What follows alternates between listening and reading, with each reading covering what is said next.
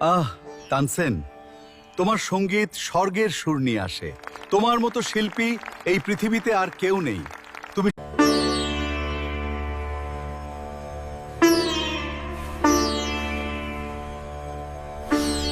নমস্কার।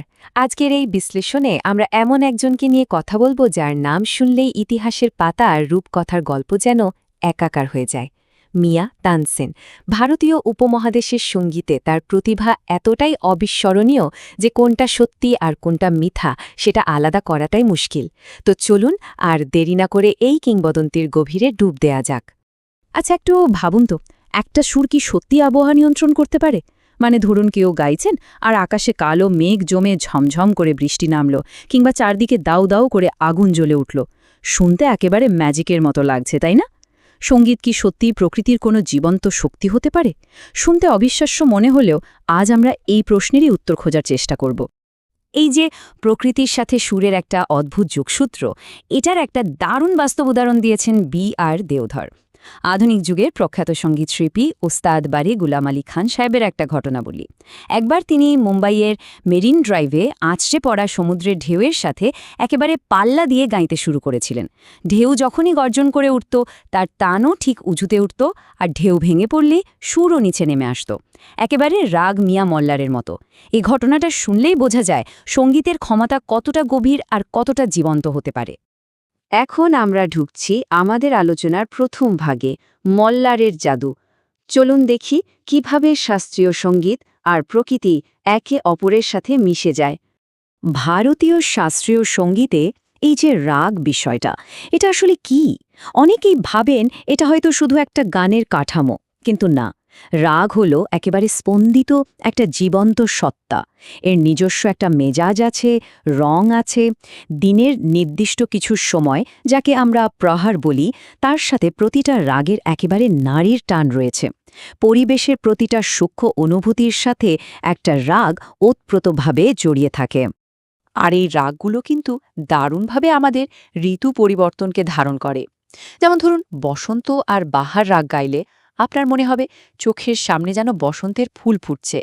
আবার রাগ দীপকের কথা ধরুন, এটা গাইলে নাকি গ্রীষ্মের প্রখর উত্তাপ আক্ষরিক অর্থেই টের পাওয়া যায়। শীতের হিমেল পরশ নিয়ে আসে হেমন্ত রাগ, আর যখনই আকাশ জুড়ে ধূসর মেঘ জমে ওঠে, বর্ষার সেই প্রবল মাতাল রূপকে ফুটিয়ে তোলে রাগ মল্লার। আর এই যে বৃষ্টিভেজের সুর, মানে রাগ মল্লার, একে ষোড়শ শতাব্দীতে এক অমর আর কিংবদন্তি মর্যাদায় যিনি উন্নীত করেছিলেন, তিনি হলেন স্বয়ং মিয়া তানসেন। তিনি এই সুরকে একটা কালজয়ী সাংস্কৃতিক শক্তিতে পরিণত করেছিলেন। তানসেনকে নিয়ে একটা মারাত্মক জনপ্রিয় কিংবদন্তি আছে। কথিত আছে, তানসেনের অবিশ্বাস্য প্রতিভা দেখে দরবারের অন্য সভাসদরা প্রচণ্ড ঈর্ষান্বিত হয়ে পড়েছিলেন। তারাই ষড়যন্ত্র করে সম্রাট আকবরকে দিয়ে তানসেনকে রাগ দীপক গাইতে বাধ্য করেন। উদ্দেশ্যটা ছিল খুব সোজা, দীপকের আগুনে পুড়ে তানসেনের যেন মৃত্যু হয়। কিন্তু গল্প বলে, তানসেন যখন গাইতে শুরু করলেন আর চারপাশের পরিবেশ সত্যি আগুনে উত্তপ্ত হয়ে উঠল, ঠিক সেই চরম মুহূর্তে তার কন্যা গাইতে শুরু করলেন রাগ মেঘমল্লার। আর ম্যাজিক! প্রবল বৃষ্টি নেমে এলো আর তানসেনের প্রাণ রক্ষা দিল। ভাবা যায়? এতক্ষণ তো আমরা রূপকথার মতো গল্প শুনলাম। এবার আসুন মিথের আড়ালের সেই আসল মানুষটার কথা বলি। একটু ইতিহাসের পাতা উল্টে দেখা যাক। তানসেনের আসল নাম কিন্তু ছিল রামতনু পাণ্ডে। মজার ব্যাপার হলো, তার জন্মসাল নিয়ে ইতিহাসে দুটো মত আছে, ১৪৯৩ আর ১৫৩২ সাল। এই যে একটা মতভেদ, এটাই কিন্তু প্রমাণ করে যে মানুষটা কতটা জনপ্রিয় ছিলেন আর তাকে নিয়ে কত রকম চর্চা ছিল। যৌবনে তিনি গোয়ালিয়র আর বৃন্দাবনে সঙ্গীতের তালিম দেন। জীবনের মাঝপথে তিনি রেওয়ার রাজা রামচন্দ্র বাঘেলার দরবারে সঙ্গীতশিল্পী ছিলেন।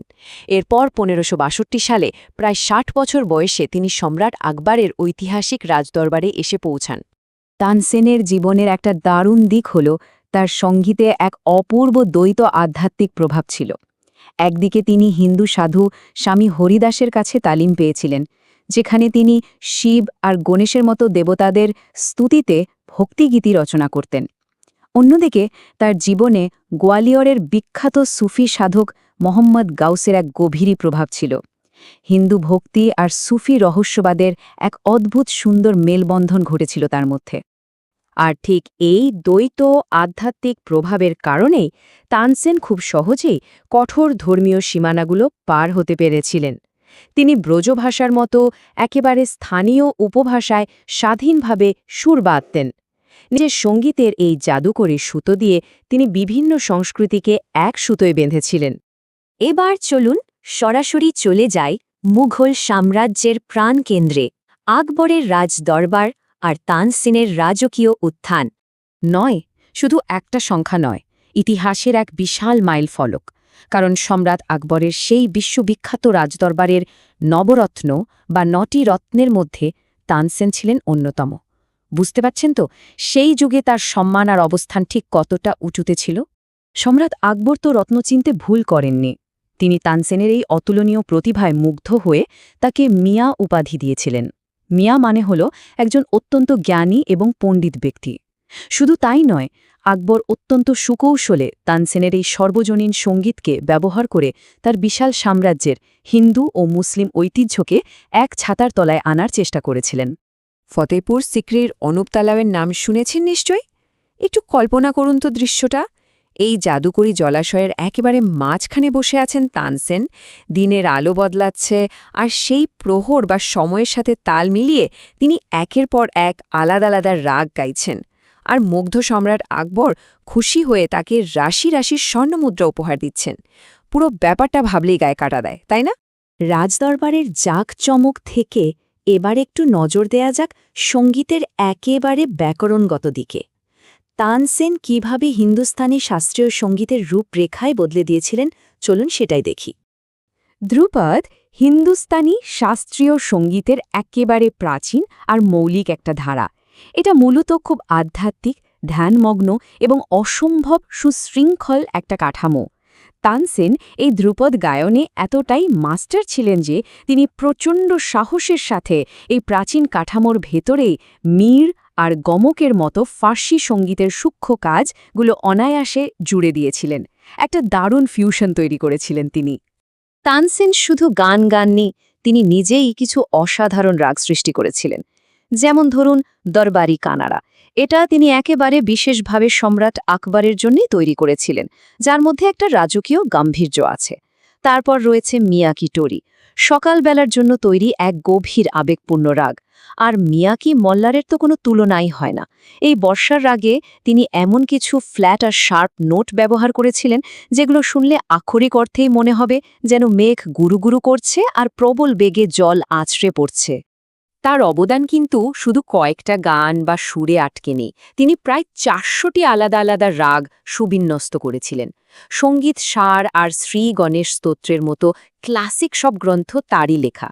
শুধু গলাতেই নয়, রবাব আর রুদ্রবীণার মতো তারের বাদ্যযন্ত্রের নকশাও তিনি উন্নত করেছিলেন। আর হ্যাঁ, বিখ্যাত গোয়ালিয়র ঘরানার তো ভিত্তিপ্রস্তর স্থাপন করেছিলেন তিনি। মানে আবহাওয়া নিয়ন্ত্রণের ওই মিথগুলো যদি আমরা সরিয়েও রাখি, তবুও হিন্দুস্তানি সঙ্গীতকে তিনি যেভাবে বৈজ্ঞানিকভাবে গুছিয়েছিলেন সেটাই এক অবিশ্বাস্য অর্জন। আর সবচেয়ে আশ্চর্যের বিষয় কি জানেন? তারই সাঙ্গীতিক উত্তরাধিকার কিন্তু শুধু ইতিহাসের পাতায় বন্দী নেই, এটা আজও এক জীবন্ত ধারা।